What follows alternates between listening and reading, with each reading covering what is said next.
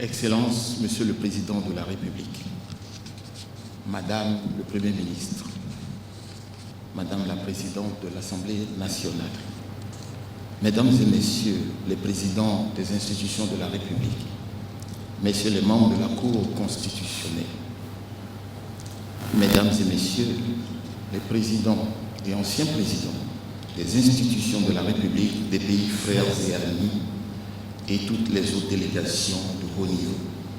Mesdames et Messieurs les membres du gouvernement, chers collègues, mon général, chef d'état-major des armées, Mesdames et Messieurs les officiers généraux et supérieurs des forces armées togolaises, Excellences, Mesdames et Messieurs les ambassadeurs et représentants des organisations internationales, honorables députés à l'Assemblée nationale, Mesdames et Messieurs, autorités politiques, administratives, religieuses, vénérés chefs traditionnels, chers membres de la famille éplorée, Mesdames et Messieurs.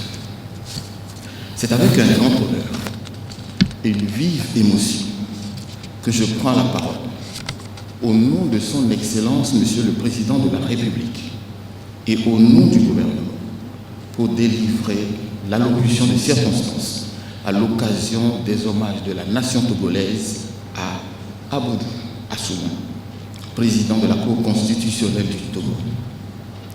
Distingués invités, Mesdames et Messieurs, le président de la République togolaise, son Excellence, M.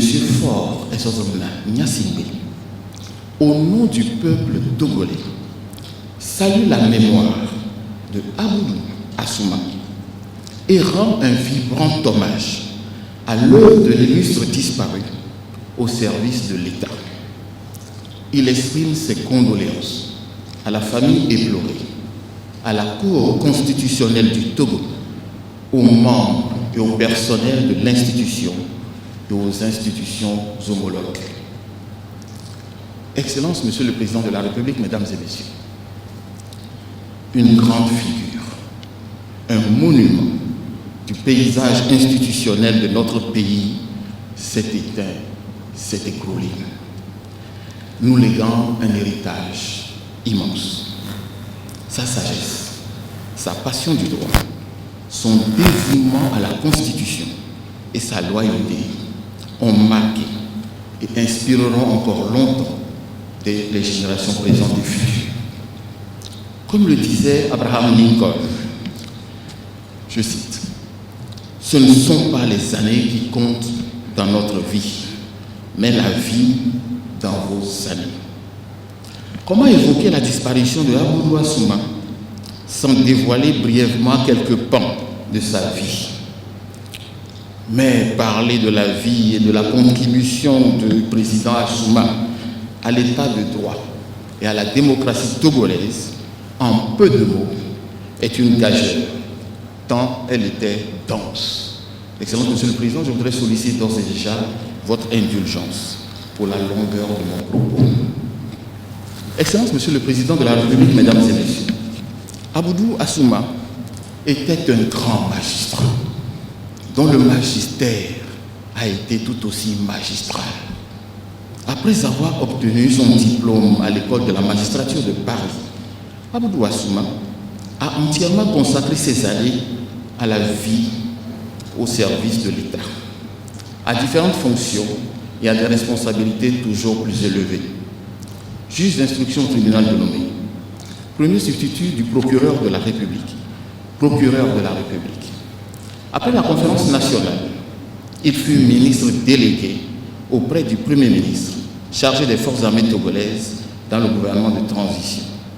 Puis, retournant tout naturellement et humblement à ses fonctions juridictionnelles et à la défense des droits de l'homme, respectivement en qualité de procureur général près la Cour d'appel du Togo, président de la Commission nationale des droits de l'homme, conseiller à la Chambre constitutionnelle de la Cour suprême, juge à la Cour constitutionnelle du Togo, président de la Cour constitutionnelle du Togo de 2007 à son décès au mois de mai dernier. Sur ce long parcours de 56 ans au service de l'État, il consacra plus d'une trentaine d'années à la justice constitutionnelle, de 1993 à 2023, Assouma Abdoul arpenta les arcanes de la justice constitutionnelle togolaise, dont plus de la moitié en qualité de président de l'institution. Sous sa présidence, la juridiction constitutionnelle se consolida et monta en puissance dans l'exercice de ses différentes attributions, dans son organisation et son fonctionnement. Elle affina puis diversifia ses techniques juridictionnelles, imposa l'autorité de sa jurisprudence en toute matière. Elle améliora sa visibilité et son attractivité, amorça une démocratisation prudente, mais continue de ses modes de saisine, et ainsi que son positionnement au sein des institutions de la République comme protectrice des droits fondamentaux, garante de la stabilité et de l'équilibre démocratique, régulatrice de l'exercice harmonieux des pouvoirs publics et de la paix sociale. Outre sa jurisprudence, devenue classique en matière électorale, elle améliora la surveillance des scrutins nationaux en innovant et en institutionnalisant le déploiement systématique des observateurs de la Cour constitutionnelle parallèlement aux missions d'observation nationales et internationales. La protection des droits fondamentaux, individuels et collectifs, a pris une place importante dans sa jurisprudence. Que ce soit le principe d'égalité dans toutes ses dimensions et ses applications, dont la dernière illustration est l'avis donné par la Cour constitutionnelle sur le projet d'ordonnance relatif à l'accès aux bâtiments administratifs et au motif que ce projet d'ordonnance méconnaissait l'article 11 de la Constitution relatif à l'égalité. Le droit à la santé, en particulier dans la période de Covid-19, où sous son impulsion, la Cour constitutionnelle a su orienter par ses avis les projets d'ordonnance du gouvernement pour une meilleure prévention et une prise en charge adéquate des malades, tout en garantissant les voies de recours contre les actes administratifs. L'affirmation et la garantie d'un droit spécial de la presse, dérogatoire du droit commun, la réaffirmation de l'égalité, y compris dans la famille, dans les relations hommes et femmes. Un plus large accès au prétoire de la Cour par l'ensemble des chefs des institutions de la République et par l'opposition parlementaire. Un renouvellement constant du règlement de la Cour pour l'adapter aux exigences de l'ordonnancement juridique national et, fait particulier, l'organisation à la veille de chaque scrutin national, de séminaires nationaux et sous-régionaux, dans une perspective de relecture des tests électoraux et de partage d'expériences avec toute la classe politique, la société civile et les institutions homologues. Du point de vue de la régulation du fonctionnement des pouvoirs publics, des évolutions importantes comme l'indépendance des institutions, l'indépendance de la justice, la séparation des pouvoirs, les pouvoirs du président de la République, le statut du médiateur de la République, l'accès universel aux services publics, la distinction entre autorité administrative indépendante et autorité publique indépendante, le contrôle du champ et du périmètre des lois organiques, des ordonnances, des actes réglementaires, des actes communautaires, la construction d'un droit constitutionnel de l'état d'urgence et de l'état de siège, le renforcement du pouvoir d'injonction de la Cour constitutionnelle, la régularité des contrôles de constitutionnalité obligatoires préalables aux lois organiques et au règlement intérieur des institutions, ou encore les demandes obligatoires d'avis diligences préalables aux ordonnances et les sollicitations facultatives mais régulières des avis de la Cour par son Excellence Monsieur le Président de la République, le gouvernement et les autres institutions de la République sur divers sujets d'intérêt constitutionnel, ainsi que l'accroissement statistique du nombre des saisines par la voie de l'exception du recours d'inconstitutionnalité, démontre la vitalité de la Cour constitutionnelle sous la direction de l'illustre disparu et la confiance qu'elle inspire. S'agissant de la Commission nationale des droits de l'homme, on se souvient encore du témoignage éminent que l'illustre disparu avait récemment partagé lui-même, retraçant l'histoire de sa collaboration avec Yaovi Agboibo de regretter mémoire pour soutenir et encourager feu le président Gnassingbé Eyadema dans sa volonté de créer cette institution, la première en Afrique, chargée de la promotion et de la protection des droits de l'homme dès 1987. C'est donc avec beaucoup d'enthousiasme que Aboudou Assouma a accueilli l'ouverture de la saisine de la Cour constitutionnelle, tant au contentieux que de manière consultative, à la Commission nationale des droits de l'homme, dont il considérait qu'elle devait être une chambre des requêtes, filtrant et prenant à son compte les grandes questions constitutionnelles d'intérêt national, soulevées notamment par la Cour constitutionnelle. Ce faisant, la CNDH compenserait et suppléerait l'absence de saisine de la Cour constitutionnelle par les individus. Il continuait ainsi à assurer, 32 ans après la naissance de la Commission nationale des droits de l'homme, le service après-vente de l'institution créée par feu Gnassingbé Eyadema, avec son concours et celui de Maître Agboibo. Le passage de Aboudou Assouma au gouvernement d'union nationale après la conférence nationale resta également mémorable. L'ancien Premier ministre, Maître Joseph Kokou Kofiko, témoigne encore de lui comme un grand serviteur de la nation et un acteur important du renouveau démocratique.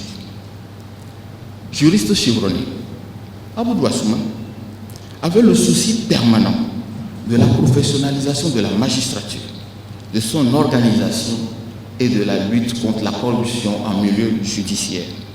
Il suscita et fonda la première association professionnelle des magistrats du Togo, l'APMT. Excellence, Monsieur le Président de la République, Mesdames et Messieurs, au lendemain de sa reconduction à la tête de la Cour constitutionnelle par son Excellence, Monsieur le Président de la République, en décembre 2019, Aboudou Assouma évoquait régulièrement le besoin de rajeunissement de l'institution, la nécessité d'accélérer le rythme de mise en œuvre de son plan stratégique. Consultant certainement ses forces, il souhaitait également anticiper la vacance à la tête de l'institution qu'il pressentait certainement.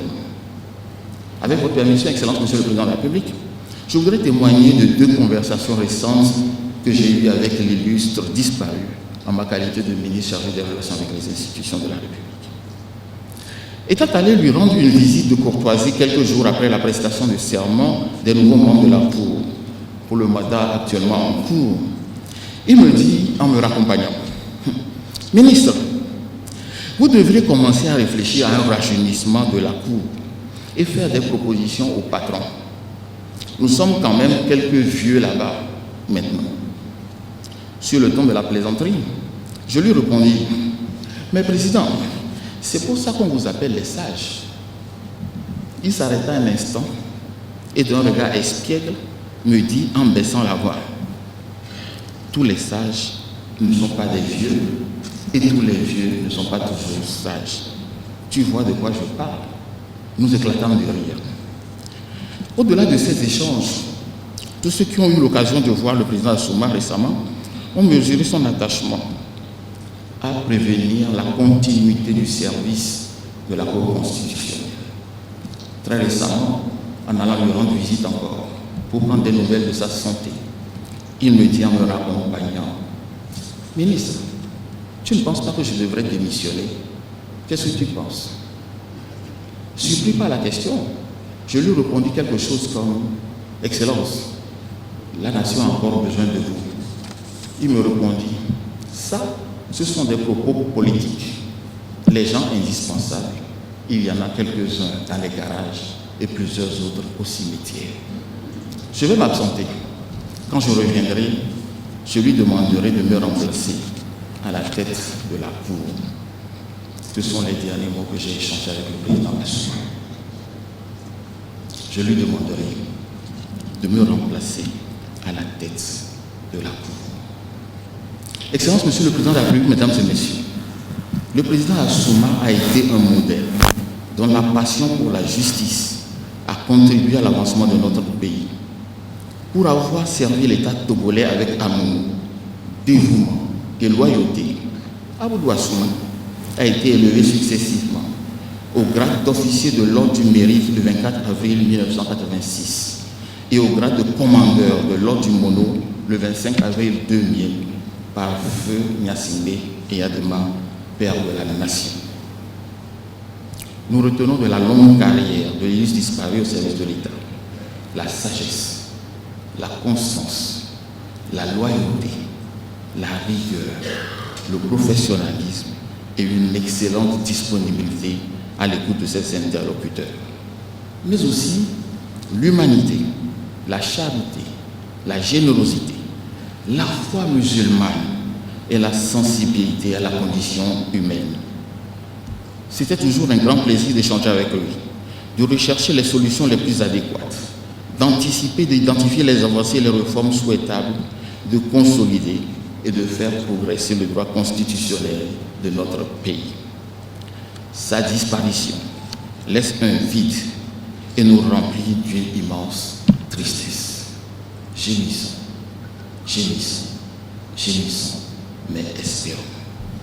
À toutes les familles parentes, alliés et amis, à tous ceux et celles qui lui ont été chers, à tous ceux et celles qui l'ont côtoyé, je réitère les condoléances de la nation togolaise, le soutien consolant de son Excellence, Monsieur le Président de la République, du gouvernement et de toutes les institutions de la République.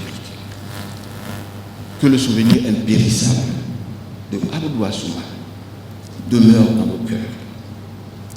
Que la satisfaction d'une vie accomplie et l'espérance d'une vie nouvelle dans la foi musulmane qu'il professait soit une consolation pour nous tous.